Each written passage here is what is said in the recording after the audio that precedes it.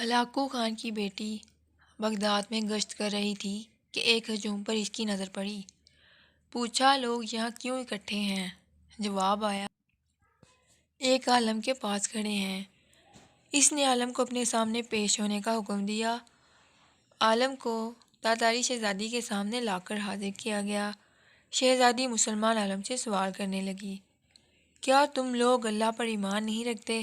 عالم، یقیناً ہم ایمان رکھتے ہیں۔ شہزادی، کیا تمہارا ایمان نہیں کہ اللہ جسے چاہے غالب کرتا ہے؟ عالم، یقیناً ہمارا اس پر ایمان ہے۔ شہزادی، تو کیا اللہ نے آج ہمیں تم لوگوں پر غالب نہیں کر دیا ہے؟ عالم، یقیناً کر دیا ہے۔ شہزادی، تو کیا یہ اس بات کی دلیل نہیں کہ خدا ہمیں تم سے زیادہ چاہتا ہے؟ عالم، نہیں۔ شہزادی، کیسے؟ عالم، تم نے کبھی چرواہے کو دیکھا ہے؟ شہزادی، ہاں، دیکھا ہے۔ عالم، کیا اس نے اپنے ریوڑ کے پیچھے کچھ کتے رکھے ہوتے ہیں؟ شہزادی، ہاں، رکھے ہوتے ہیں۔ عالم، اچھا، تو اگر کچھ بھیڑیں چرواہے کو چھوڑ کر کسی دوسری طرف کو نکل کھڑی ہوں اور چرواہے کی سن کر واپس آنے کو تیار ہی نہ ہوں تو چرواہا کیا کرتا ہے؟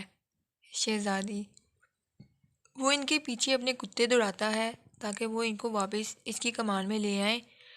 عالم، وہ کتے کب تک ان بھیڑوں کے پیچھے پڑے رہتے ہیں؟ شہزادی، جب تک وہ فرار رہیں اور چرواہے کے اقتدار میں واپس نہ آ جائیں۔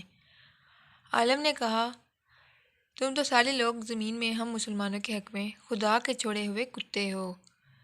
جب تک ہم خدا کے ڈر سے بھاگے رہیں گے اور اس کی اطاعت اور اس کی منہج پر نہیں آ جائیں گے تب تک خدا تمہیں ہمارے پیچھے دوڑائے رکھے گا اور ہماری گردنوں پر مسلط رکھے گا۔